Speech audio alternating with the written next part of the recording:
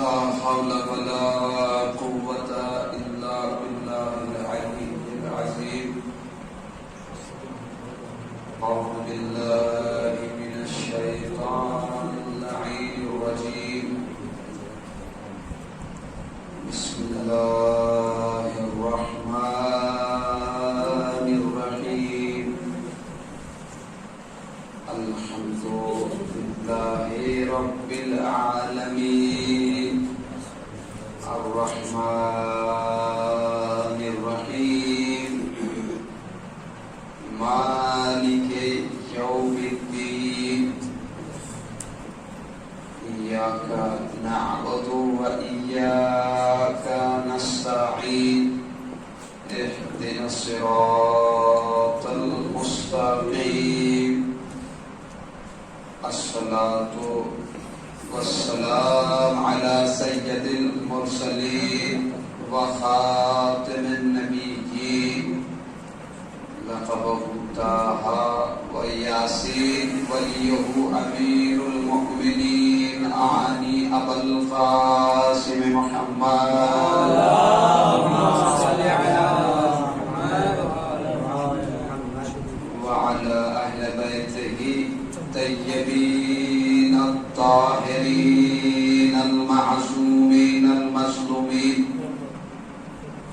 ولعنة الله على أعدائهم أجمعين من يومنا هذا إلى قيام يوم الدين أما بعد فقد قال الله تبارك وتعالى في قرآن الكريم بسم الله الرحمن الرحيم ليس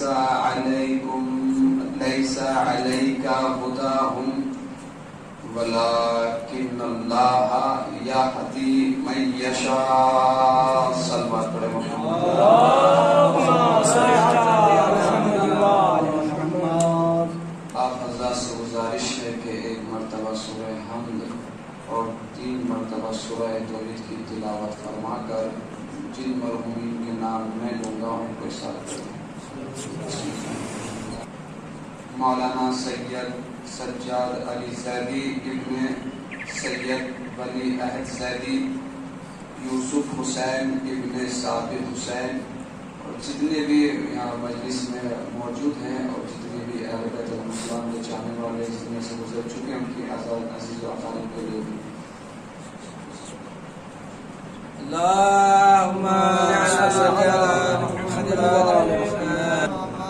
ایک اور مل کے سلوات پڑھیں محمد اللہم صل علی محمد. تو قرآن مجید کا دوسرا سورہ سورہ بقرہ اس کی آیت نمبر 272 کہ جس میں پروردگار عالم کہہ رہا ہے وَلَيْسَ عَلَيْكَ هُدَاهُمْ وَلَكِنَّ اللَّهَ يَهْدِي مَن يَشَاءُ کہ تمہارے اوپر لازم نہیں ہے کہ تم ان کو ہدایت کرو لیکن اللہ جس کو چاہتا ہے ہدایت کرتا ہے.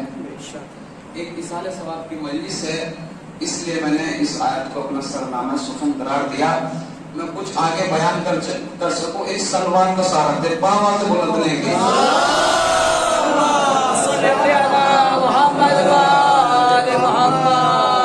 پروردگار عالم ارشاد فرما رہا ہے کہ تمہارے اوپر فرض نہیں ہے کہ تم ان کو ہدایت کرو لیکن اللہ جس کو چاہتا ہے ہدایت کرتا ہے. اللہ جس کو چاہتا ہے ہدایت کرتا ہے. اللہ جس کو چاہتا ہے ہدایت کرتا ہے. توجہ فرما رہے ہیں آپ. قرآن کہہ رہا ہے کہ اللہ جس کو چاہتا ہے یا جس کو چاہے گا یہدی ہے مضارع کا صیغہ ہے. اللہ جس کو چاہتا ہے چاہے گا ہدایت کرے گا. توجہ ہے نا. قرآن مجید کا یہی سورہ سورہ بقرہ اور اس کی پہلی ہی آیت لے لیجئے بسم اللہ الرحمن الرحیم الف لام میم ذالک الکتاب لا ریب فیہ یہ وہ کتاب ہے کہ جس میں شک و شبہ کی بھی گنجائش نہیں ہے. اس کے بعد کیا کرا ہدی للمتقین اور ہدایت کرتا ہے کس کو متقین کے لیے یعنی قرآن ہدایت کرتا ہے کس کے لیے متقین کے لیے. توجہ نا ہدی للمتقین یہ جو قرآن ہادی ہے یہ متقیوں کے لیے ہادی ہے، ہر کسی کے لیے ہادی نہیں ہے۔ قرآن بتا رہا ہے بھائی میری اپنی کوئی بات نہیں ہے، آپ سبھی واقعی پہ یہ آیت تو کم سے کم سبھی کو یاد بھی ہوگی، ہے نا۔ قرآن ہادی ہے متقین کے لیے، ٹھیک ہے۔ کون متقین؟ ہر متقی بھی نہیں، الذین یؤمنون بالغیب۔ سبحان اللہ، سبحان اللہ۔ توجہ فرما رہے ہیں آپ۔ قرآن پہلے تو پروردگار عالم نے کہا کہ اپنے رسول سے کہہ رہا ہے میرے رسول یہ ہدایت کا ان کو ہدایت پہنچانا آپ کا فرض نہیں ہے، آپ اپنے فرض سے فارغ ہو جائیے، اپنی رسالت کو پہنچائیے۔ اس کے بعد ولیکن اللہ یہدی من یشاء، اللہ جس کو چاہتا ہے ہدایت کرتا ہے۔ اور ہدایت کیسے؟ اور قرآن کیا کہہ رہا ہے کہ قرآن ہادی ہے کس کے لیے؟ متقی کے لیے۔ کون متقی؟ ہر کوئی متقی نہیں، متقی بھی ہر کوئی نہیں۔ کون متقی؟ الذین یؤمنون بالغیب، وہ متقین جو غیب پر ایمان رکھتے ہیں۔ عزیزوں میں آپ سے سوال کرنا چاہتا ہوں کہ جو پروردگار عالم کہہ رہا ہے کہ وہ متقین جو غیب پر ایمان رکھتے ہیں، کیا اپنی غیبت کا اعلان کر رہا ہے؟ سبحان اللہ، سبحان اللہ۔ توجہ فرما رہے ہیں، کیا پروردگار اپنی غیبت کے لیے کہہ رہا ہے کہ وہ متقین کہ جو غیب پر ایمان رکھتے ہیں؟ کون ہے جو خدا کو غیب نہیں مانتا؟ کس فرقے کا آدمی ہے جو یہ نہیں کہتا کہ خدا ہماری نظروں سے اوجھل ہے، دکھائی نہیں دیتا؟ کوئی منکر نہیں، سب کا عقیدہ ہے کہ خدا دکھائی دینے والا نہیں ہے، اور نہ قیامت کے روز دکھائی دے گا۔ بلکہ بعض فرقوں میں یہ عقیدہ بھی چلا ہے کہ قیامت کے روز خدا دکھائی دے گا، اور جب جہنم آواز دے گا کہ میرا پیٹ نہیں بھرا ہے مجھے اور چاہیے، تو خدا اپنے پیر اس میں ڈال دے گا۔ توجہ فرمائے نا، یہ عقیدہ ہے لوگوں کا، باقاعدہ عقیدہ ہے، میرے پاس کتاب رکھی ہے صحیح بخاری ہے، لوگوں کا عقیدہ ہے کہ یہ قیامت کے روز خدا دکھائی دے گا، اور جب جہنم پکارے گا کہ پروردگار انسانوں سے گناہگاروں سے میرا پیٹ نہیں بھرا ہے، تو گویا معاذ اللہ ثم معاذ اللہ پروردگار عالم اپنا ایک پیر اس میں ڈال دے گا، پھر ٹکا لے کر وہ کہے گا جہنم اب کافی ہے۔ توجہ سامنے محترم، خدا کے لیے ایک ناخن کا تصور بھی پورے جسم کا تصور کا باعث بنتا ہے۔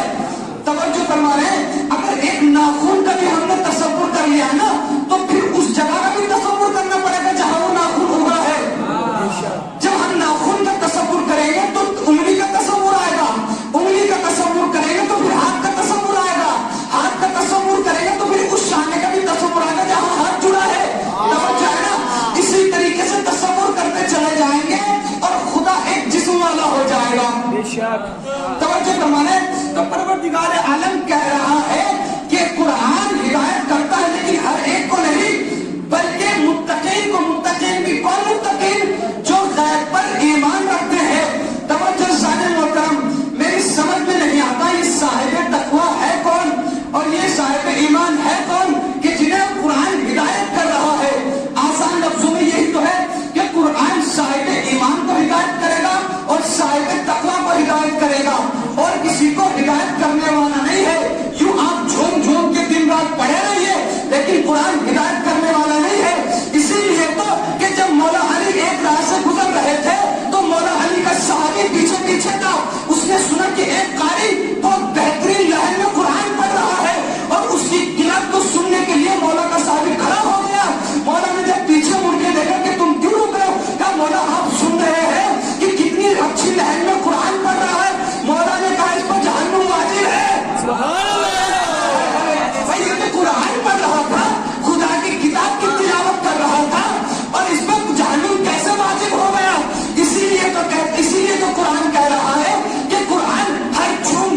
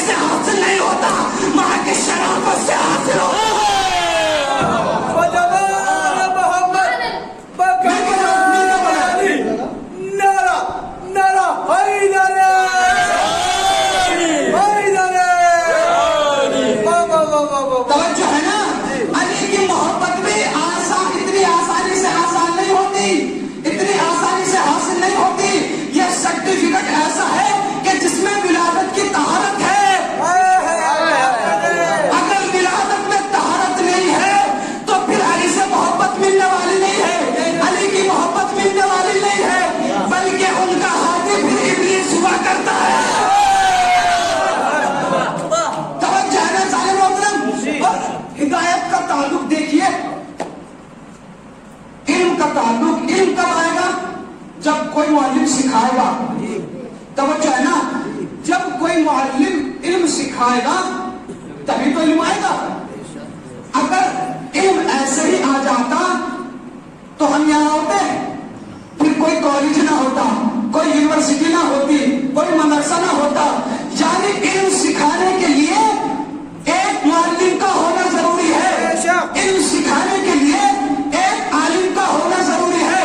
پروردگار عالم کہہ رہا ہے کہ ہم ہدایت کریں گے صاحب ایمان کو اور صاحب تقویٰ کو. وہ صاحب تقویٰ کون ہے؟ جو علی سے محبت رکھتے ہیں, وہی صاحب تقویٰ ہے, وہ صاحب ایمان ہے. اب عزیزان محترم سورہ منافقون کھولیے گا, اس میں پروردگار عالم ارشاد فرما رہا ہے ان اللہ لا یہدی قوم الفاسقین. اللہ ہدایت نہیں کرتا قوم فاسق کو. توجہ, قوم فاسق کو اللہ ہدایت نہیں کرتا.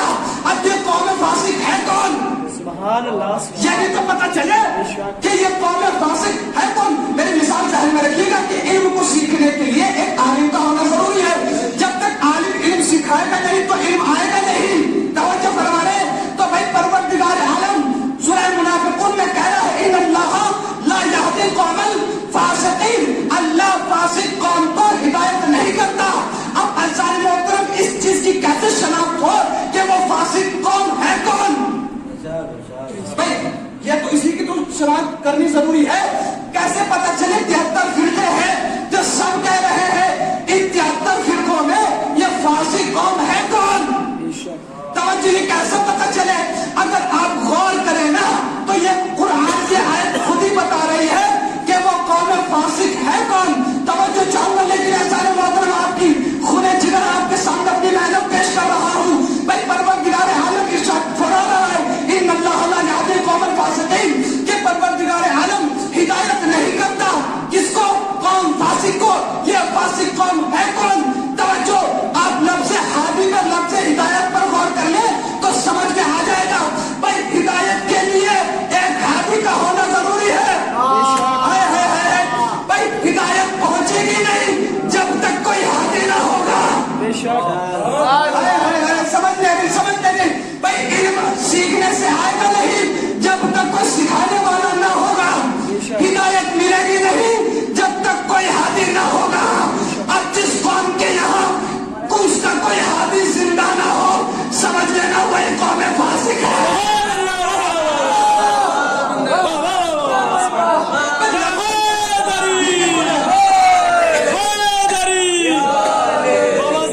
خاندان فاطمہ الزہرا سلام اللہ علیہ پر صلوات. ہدایت کب ہوگی؟ ہدایت تو تب ہوگی جب کوئی ہادی ہوگا. بنا ہادی کے ہدایت ہو جائے گی. توجہ, بھائی جس طریقے سے ایک علم کو سکھانے کے لیے عالم کا ضروری ہے اسی طریقے سے ہدایت کو پہنچانے کے لیے ایک ہادی کا ہونا ضروری ہے. اگر ہادی نہیں ہے تو یہ قوم فاسق کے زمرے میں وہی آ رہے ہیں کہ جن کا کوئی ہادی نہیں ہے. اور ہمیں تو فخر ہے کہ ہمارا امام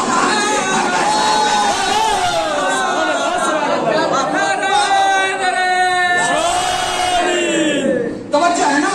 اور عزیزان محترم رسول کی حدیث بھی ہے اطلبوا العلم من المہد الی اللحد. علم حاصل کرو گہوارے سے قبر تک. ہے نا, علم حاصل کرو ماں کی آنکھوں سے قبر تک. توجہ فرما رہے عزیزان محترم.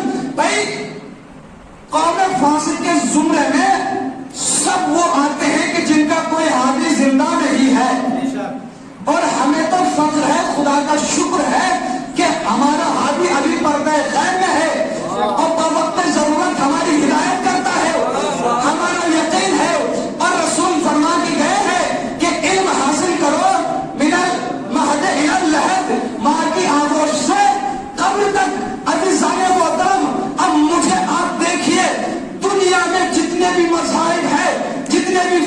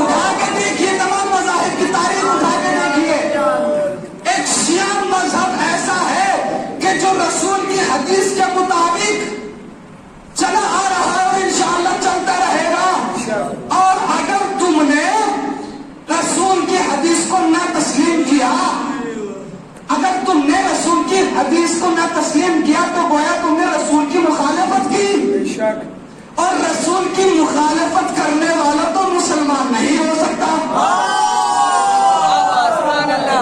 اسی لیے تو ہمارے یہاں مرنے کے بعد بھی، چونکہ ایک سارے صاحب کی مجلس ہے، مرنے کے بعد بھی شانہ ہلا کے کہتے ہیں اسماء افہام، سن اور سمجھ، سن اور سمجھ۔ اذان محترم پوری ترکیب اس کو سنائی جاتی ہے جس میں تمام شہادتیں ہیں، چار معصومین کی اور توحید کی اور رسالت کی شہادتیں ہیں۔ ہمارے یہاں قبر میں شانہ ہلا کے مردوں کو بتایا جاتا ہے کہ دیکھ تو ابھی مرا نہیں ہے، بلکہ ہم دنیا کو بتانا چاہتے ہیں کہ دیکھو جب علی کا چاہنے والا اس دنیا سے جاتا ہے تو وہ مرتا نہیں، وہ مرتا نہیں، بلکہ وہ جاتا ہے تاکہ اپنے مولا سے ملاقات کر لے۔ ہماری قبر میں منکر و نکیر نہیں آتے، مبشر و بشیر آتے ہیں۔ توجہ ہے نا، علی کے چاہنے والے کی قبروں میں منکر نکیر نہیں آتے۔ منکر نکیر وہ ہوتے ہیں جن کا کام ہے ڈائریکٹلی لاٹھی چارج کرنا۔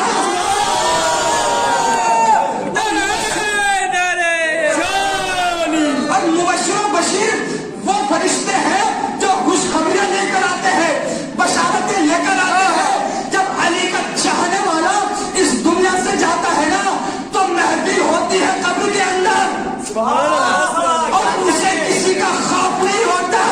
اس لیے خوف نہیں ہوتا کہ جب ہم قبر میں جاتے ہیں ہمارا یقین ایمان ہے کہ ہمارا ہاتھی ہمیں گناہ نہیں چھوڑتا، قبر میں بھی ساتھ ہوتا ہے۔ ارے تم سوچو تمہارا کیا ہوگا۔ سبحان اللہ۔ میں تو فخر ہے، محسن نقوی نے کیا خود کہا تھا، ہم حسابی نہ کتابی، ہم خبر ہے اتنی، ہم کیوں جاتے ہیں اس دنیا سے۔ محسن نقوی نے کہا تھا کہ ہم حسابی نہ کتابی، ہم خبر ہے اتنی، ہم حسابی نہ کتابی، ہم خبر ہے اتنی۔ اپنے مومن کے لیے حق کے ولی آتے ہیں، اور زندگی بھر کے اس فاز سے پہنچے جہاں قبر میں ہم نے سنا تھا کہ علی آتے ہیں۔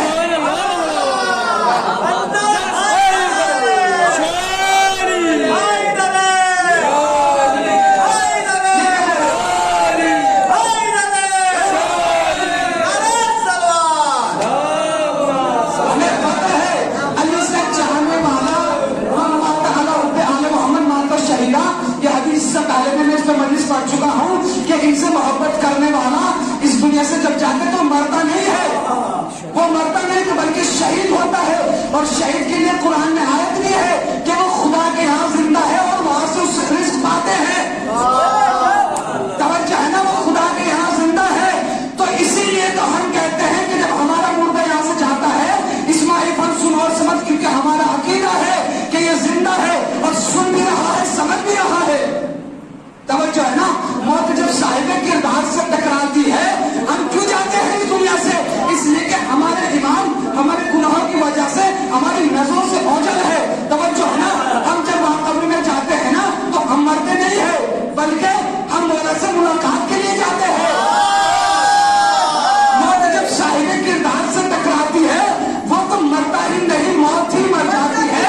یہ تو کہیے کہ ملاقات علی ہے، ورنہ موت حیدر کے غلاموں کو کہا۔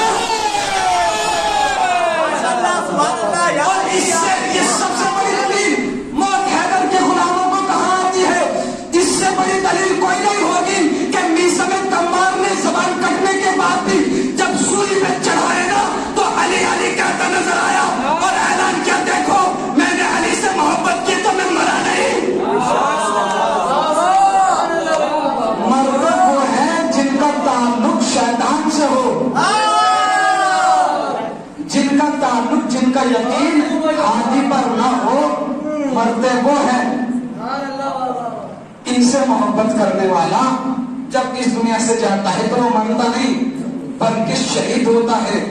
اور شہید کے لیے قرآن میں آیت ہے کہ جب شہید اس دنیا سے جاتا ہے تو اسے ہرگز مردہ نہ سمجھنا، خبردار۔ یہ قرآن کے آیت کا ترجمہ ہرگز انہیں مردہ نہ سمجھنا، بلکہ وہ اللہ کے یہاں سے رزق پاتے ہیں اور وہاں زندہ ہیں۔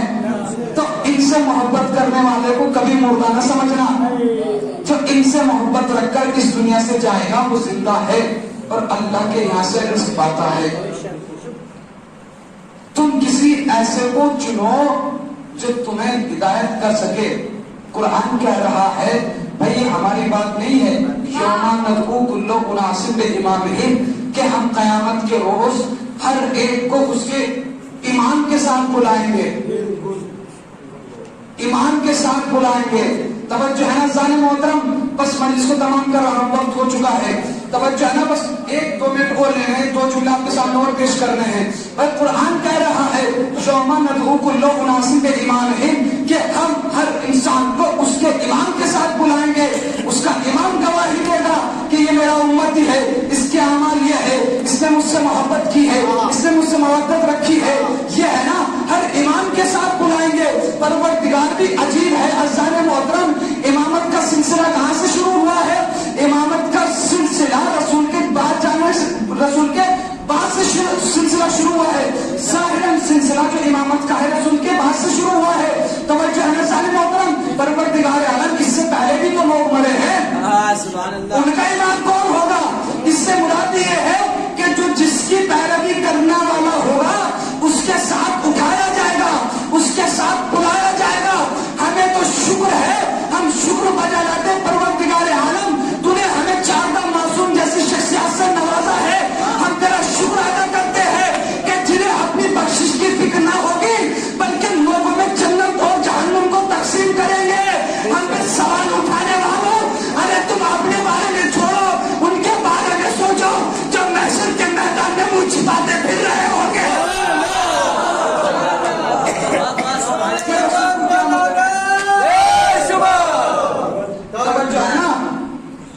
ہمیں تو پروردگار عالم نے خدا کا شکر ہے، لاکھ شکر ہے اس کا.